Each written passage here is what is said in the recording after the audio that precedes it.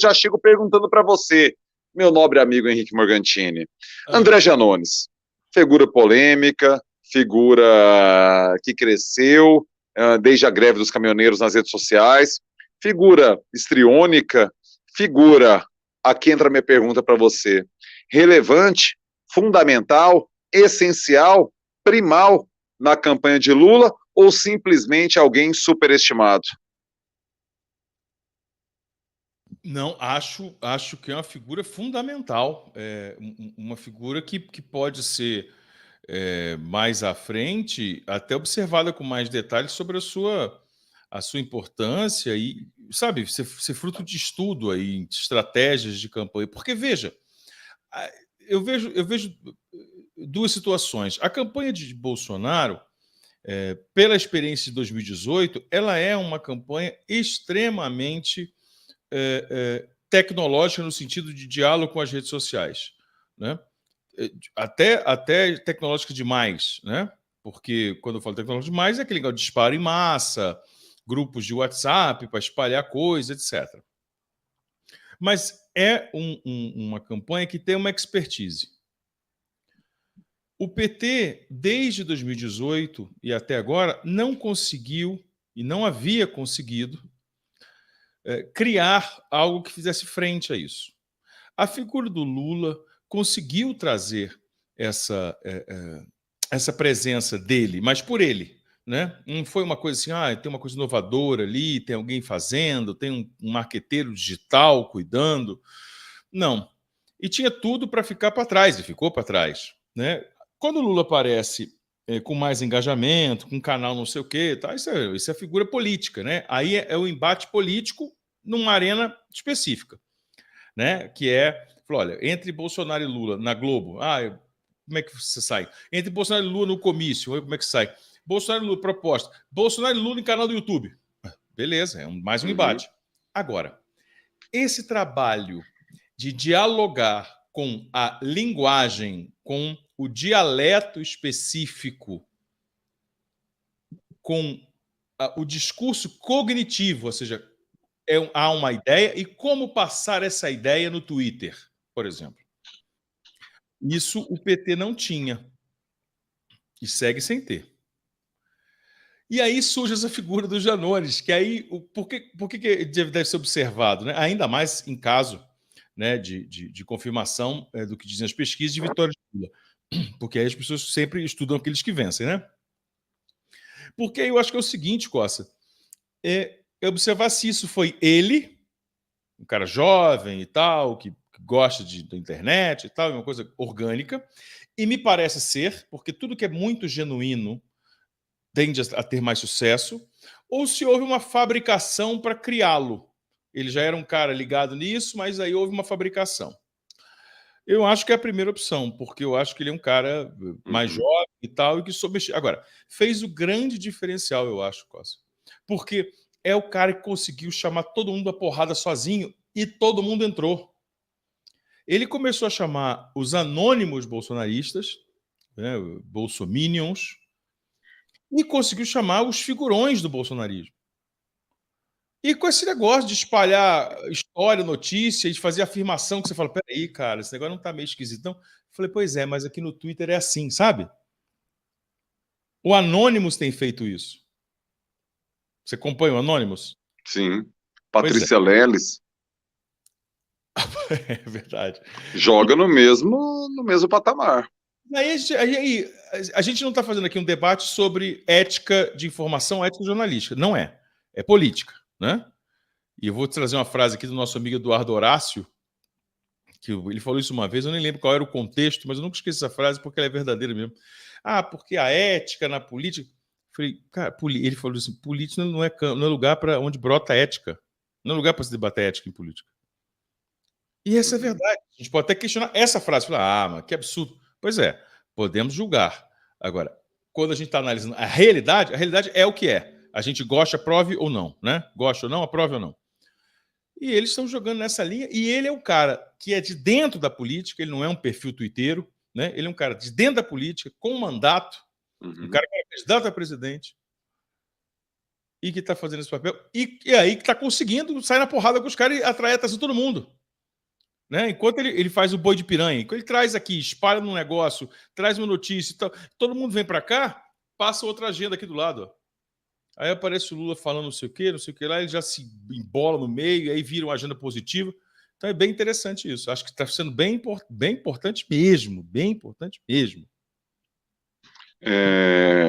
Eu acho que você foi muito correto ao colocar as coisas em campos distintos, assim, o que a gente pode idealizar sobre a política em campo teórico, em campo acadêmico, debater isso numa universidade, como que é o exercício da disputa pelo poder, nós podemos debater, e nós podemos debater o que é, uma visão pragmática do que é o mundo, certo? Em campo ideal, o janonismo cultural não existiria, mas o bolsonarismo também não existiria desde quando surgiu, porque já quando surge, como um deputado chinfrim, lá no início dos anos 90, já defendia regime militar, já defendia ditadura, já defendia torturador. Então ali, ele já não deveria ter tido voz num debate público em campo teórico ideal, só que a realidade é o que ela é. Nós temos gente que falam com mandato que bandido bom é bandido morto, que policial tem que chegar descendo o dedo mesmo, que crianças brasileiras são sequestradas para um país vizinho com os fins mais torpes possíveis. A gente vive isso na política real.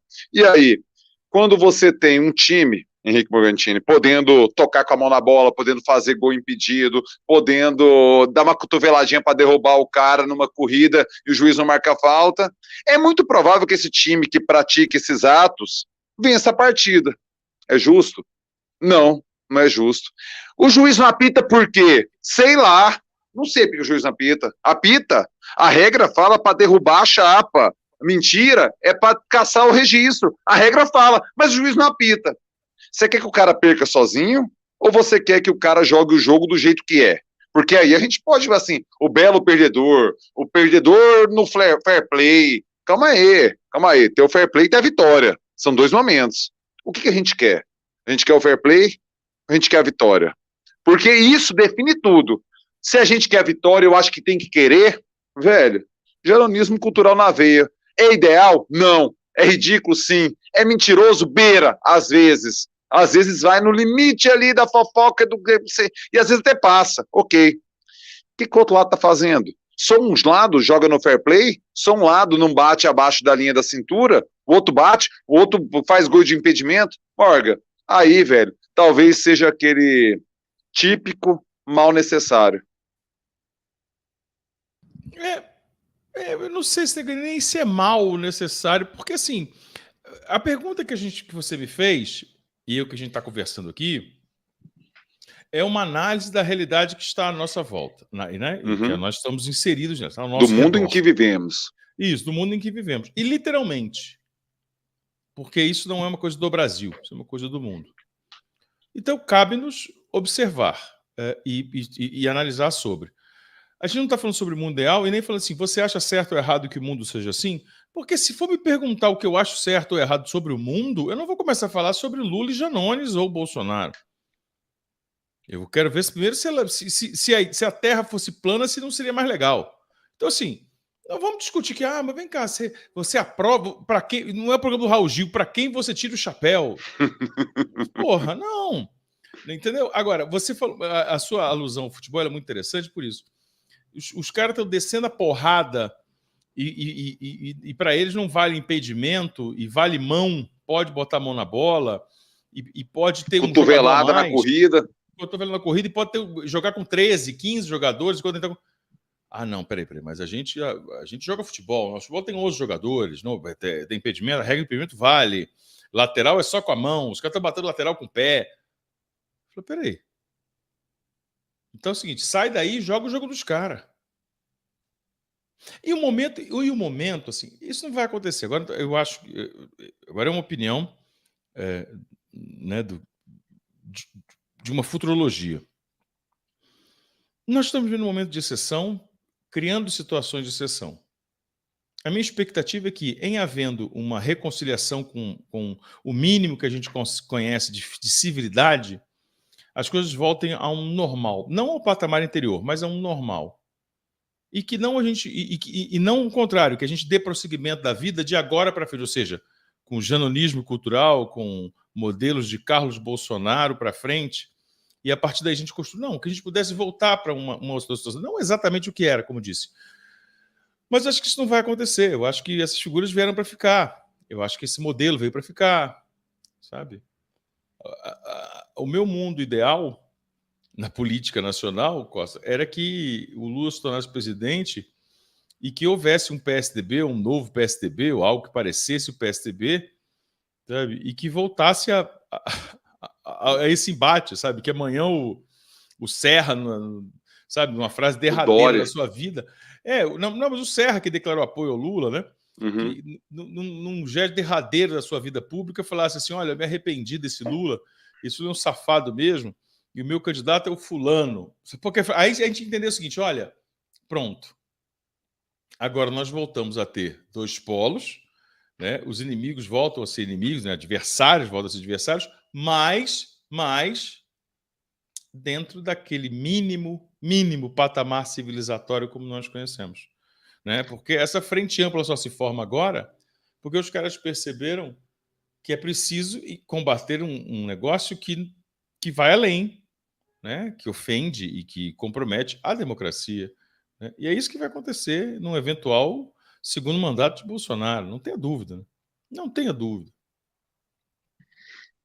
Eu não tenho dúvida do descenso, em vários sentidos, e esse, assino embaixo. Concordo inteiramente Agora, com você. A questão é a seguinte, devolvendo a pergunta, você falou sobre o Janones, eu achei que era essa a pergunta que você ia fazer para mim quando você começou falando dele. Qual vai ser o futuro dele? Ele é um cara que vai ser o cara famoso da internet, o cara próximo aí das redes sociais está lá, e vai assumir essa figura, vai ser essa figura e como deputado e tal. Qual a projeção que Janones pode ter para além dessa campanha, imaginando até mesmo um sucesso do projeto que ele tem inserido? Sim, eu acho que a gente parte do pressuposto que o Lula ganha para analisar isso. Porque o Lula perdendo, velho, ele vai ser o doidinho de internet por mais 4 anos aí, sabe, tal, e talvez com maior relevância, talvez com maior histrionismo, não sei, mas ficaria meio bete-balanço. O teu futuro é duvidoso, eu vejo grana, eu vejo dor. Eu viria mais ou menos assim o futuro de Janones na hipótese de vitória do Bolsonaro. Para a hipótese de vitória do Lula, eu acho que a gente pode conjecturar coisas mais interessantes para nossa audiência. Eu acho, ele tem 38 anos, né? 39 que ele fez agora. Ele é muito jovem, ele tem muita lenha para queimar, ele tem 40, 50 anos de vida. Isso é sempre um fator, cara. Toda vez que eu vou analisar uma figura política, eu analiso a idade primeiro. E quanto tempo ela pode ter na vida pública, porque a política é isso. A montanha-russa da política, você tem que imaginar quantos anos, uma projeção. Uma coisa é o que o Caiado pode ambicionar, uma outra coisa completamente distinta é o que o Daniel Vilela ou o Janones podem ambicionar pelo delta S da vida. Quando uma pessoa nasce, quando uma pessoa morre. O delta S da vida nunca pode ser ignorado ao analisarmos uma figura política. E ele está num delta S muito juvenil. Ele tá jogando no primeiro tempo ainda, não está jogando no segundo tempo. Eu marco a vida como um jogo de futebol de 90 minutos, em que cada ano é 1 minuto do jogo. 45 anos, para mim, termina o primeiro tempo e começa o segundo tempo. Você pode morrer antes? Pode, às vezes o técnico te tira do time antes do juiz apitar. Você pode jogar, às vezes, uma prorrogação? Pode. Às vezes você dá conta de jogar 100 minutos, 105 minutos, acontece. Mas marque como 90 anos, 45 sendo o meio da vida. Janones ainda joga o primeiro tempo. Eu acho que na hipótese de vitória de Lula, alguém que joga o primeiro tempo, ele consegue ser prestigiado dentro da própria Câmara dos Deputados, embora seja ministrável, ele é ministrável. Mas eu acho que você pode valorizá-lo dentro de uma comissão, bancando o cara ali num negócio, sei lá, qual é a ambição dele para 24 aí, às vezes o cara quer ser prefeito de BH, você negocia de outras formas, entendeu? Pela ambição do cara. Contemplado de alguma forma, ele vai ser. Agora, sim, Eu acho que, por exemplo, é um delta S diferente da Simone Tebet. A Simone Tebet é necessariamente ministrável. Ela tem que ser ministra. Por quê? Porque os outros delta S para Simone Tebet já não cabem na própria ambição de carreira dela. Simone Tebet é ministra de algo. Já estão aí cogitando agricultura, estão cogitando educação, que seria a preferência dela. Educação, não, educação, você ia falar isso, educação. Isso, seria a preferência dela. Então, assim, o Janones ainda consegue ser contemplado com outras estruturas de poder dentro da própria Câmara dos Deputados, que não a presidência. Eu acho que ainda falta feijão, falta delta S para ele para uma presidência da Câmara. A Simone Tebet, eu acho que é ministrável. E agora, na teoria discursiva, na retórica, se o PT tiver juízo, é pegar o vereador lá de Curitiba, aquele negro que foi expulso da Câmara pelas coisas mais nojentas lá, e agora foi eleito deputado estadual pelo Paraná. Como que é o nome dele? Você se recorda, Morguinha? Você sabe, o Black Power lá que eu tô falando, o paranaense, sabe? Pega esse cara que já se conecta com essa rapaziada e bota ele do lado do Janones, para compreender uma linguagem, porque o PT não pode permanecer envelhecido nesse debate, não pode depender de um aliado de outro partido, tem que ser alguém orgânico. Ele é orgânico, ele é petista raiz, do Janones não. O Janones é um cara que é um aliado político, e com todo respeito ao aliado político, são necessários, a política se faz assim, mas são perfis distintos. Tem que pegar uma dessas novas lideranças petistas e colar no gabinete do Janones, compreender essa dinâmica e tentar entender para ter um rival à altura do talento inegável, inconteste do Carluxo nesse tipo de linguagem, nessa retórica. Você sabe, Costa, assim, a minha experiência nisso, em campanhas políticas e em uso de rede social, e na criação dessas figuras populares, é que não se constrói. Tem que ser orgânico. Todos os exemplos de sucesso, de genuíno sucesso, são orgânicos. Eu lembro, em 2014, eu fui entrevistado pelo Jornal Opção, que fazia uma reportagem sobre o uso de rede social, se não me engano, pelo Marcos Nunes Carreiro, hoje, professor Marcos Nunes Carreiro, hoje no Jornal Popular. E fazia uma reportagem sobre as redes sociais e sobre, em especial, a participação do delegado Valdir naquela estrondosa votação. E essa foi a fala que eu fiz à época e é o que eu vejo se comprovar hoje. Assim, eu continuo sendo a minha tese. A pessoa fala, porque deu muito certo, você viu, é o futuro, porque na eleição do Obama ele anunciava as coisas e porque o Marconi fez igual. Foi beleza. A diferença de todos eles, de qualquer situação, para o delegado Valdir, é que no perfil dele é ele quem escreve. É ele quem usa. O WhatsApp, você sabe disso, porque a gente já conviveu com ele, teve convívio próximo aí, semanal, né, por conta dos programas. Ele mostra o celular dele, é ele quem tá. O celular, o WhatsApp dele está lá o tempo chegando gente, chegando coisa. Grupo. E ele respondendo no tempo dele. E ele respondendo. Então, o Facebook dele, que foi a grande ferramenta de 2014, é ele, o Twitter, essas coisas, as redes sociais em geral. Porque era o cara que chegava lá, dava bom dia, e usava o perfil como um usuário comum, falando qualquer besteira, bobagem do dia a dia. Aí, de repente, ele metia uma receita de uma comida que ele ia comer, que a mulher dele fez, ou que ele ia fazer, alguma coisa. E, na sequência, ele falava sobre a maioridade penal. Na sequência, ele falava sobre um crime. Na sequência, ele falava sobre o absurdo. Ele entrava com toda a estratégia do discurso político, que não era uma estratégia pensada, era uma coisa dele. É uma coisa do pensamento dele. Mas não era uma coisa assim, olha, passo 1, ligue o computador, sabe? Passo 2, acesse www. Não era uma coisa de algoritmo, de você ficar montando. Era uma coisa do cara. O Janones, por isso que eu falei, me parece que é isso. O delegado Valdir é isso, né? O delegado Valdir, eu soube, agora, recentemente, por pessoas que a gente conhece, que estavam na campanha dele, só agora, nessa campanha do Senado, que ele foi convencido a terceirizar, né? A dar o acesso para outras pessoas. Porque, claro, uma campanha muito grande para Senado e tudo mais. Mas até então era ele que fazia tudo. Então, esse negócio de cola um cara no Janones para criar o Janones do PT. Amigo, se fosse assim, a gente se candidatava também para ser qualquer coisa. O Felipe Neto da política, o sei lá quem de milhões de seguidores, sabe? O Tiro Lipa. Eu queria ser o Tiro Lipa da política goiana, o Costa. Não é assim. O cara tem que nascer desse jeito.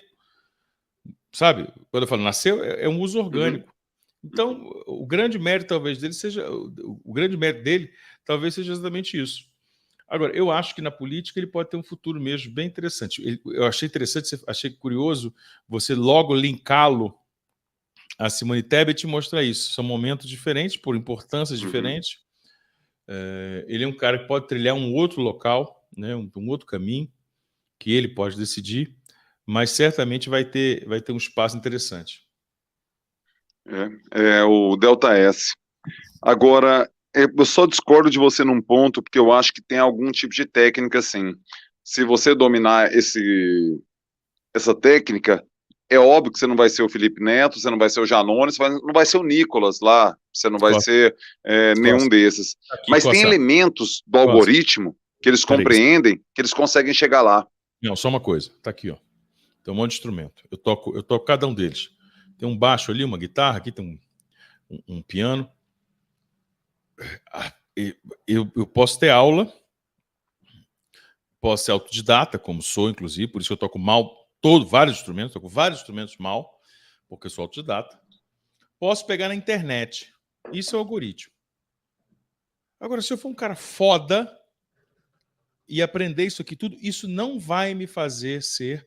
Olha, pode até me fazer ser o Yngwie Malmsteen, mas não vai me fazer ser o Jimi Hendrix. Não vai me fazer ser o Tony Iommi do Black Sabbath. Porque eu não preciso saber todas as notas. Eu preciso saber as notas certas. Você não precisa botar 50 notas em um compasso. Se você quiser 2, ou como o Jimi Hendrix ou qualquer cara, o Eric Clapton, qualquer foda de blues faz, ele bota um bend. O B.B. King. O B.B. King é o rei disso. Você fala, caralho, é todo o sentimento minha alma do mundo. Isso.